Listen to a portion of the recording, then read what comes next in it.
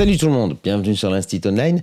On continue aujourd'hui les vidéos CEB 2026 et c'est la première vidéo en mathématiques. On va attaquer par quelque chose que personnellement j'aime beaucoup, mais c'est pas le cas de tous les élèves, c'est les astuces de calcul.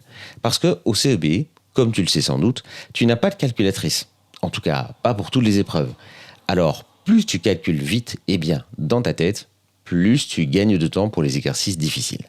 Alors, quelques petits rappels, tu as certainement vu ça en classe, mais quand il s'agit de multiplier un nombre par un autre nombre, il y a des trucs qui peuvent t'aider. Par exemple, multiplier un nombre par 5. Eh bien, une méthode assez simple, c'est de multiplier par 10, parce que c'est plus facile. Et puis après, comme 5 c'est la moitié de 10, tu divises le résultat de la première étape par 2. Donc exemple, 48 fois 5, tu fais 48 fois 10, ça fait 480, et puis tu divises par 2, ça fait 240. Pour multiplier un nombre par 9, ça a l'air parfois difficile. Eh bien en fait, il y a aussi un truc. 9, c'est 10 moins 1.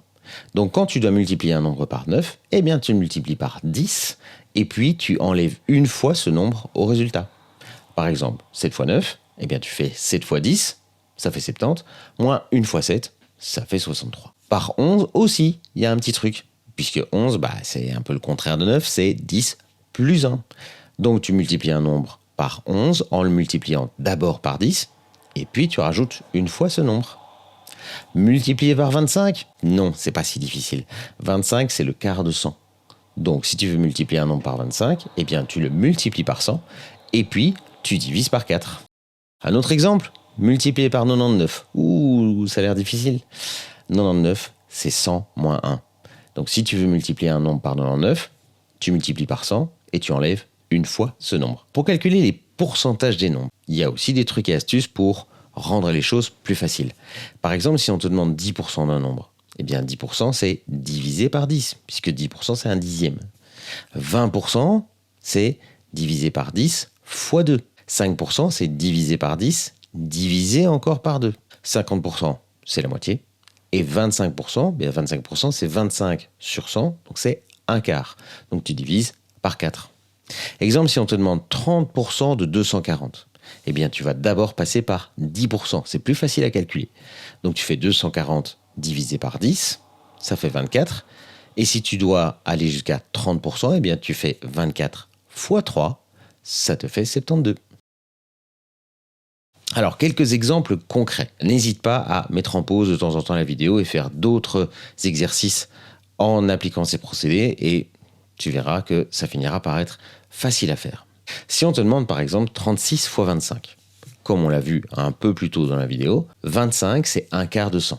Donc, si tu dois trouver 36 fois 25, eh bien tu vas faire 36 fois 100. Comme c'est un nombre entier, on rajoute 2 zéros et puis on divise par 4. Donc 36 fois 100, ça fait 3600. Divisé par 4, ça fait 900.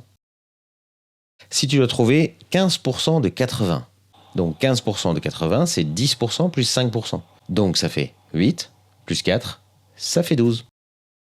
Pour faire 1000 moins 347, soit tu décomposes et tu fais 1000 moins 300 moins 40 moins 7, soit tu te demandes, à partir de 347, combien je dois rajouter pour arriver à 1000. Et si on te demande 48 fois 5, eh bien tu fais 48 fois 10 divisé par 2. Donc ces astuces, ça s'entraîne. Tu dois essayer d'en appliquer une ou deux chaque jour pendant tes révisions. Au bout d'une semaine, tu verras que ton calcul mental deviendra nettement plus rapide. Voilà, j'espère que cette vidéo t'a plu et t'a été utile. N'hésite pas à mettre un pouce en l'air, à la partager autour de toi. Abonne-toi à la chaîne si ce n'est pas encore fait et je te donne rendez-vous très vite pour une prochaine vidéo. Et n'oublie pas, au CEB, tu vas cartonner. Ciao!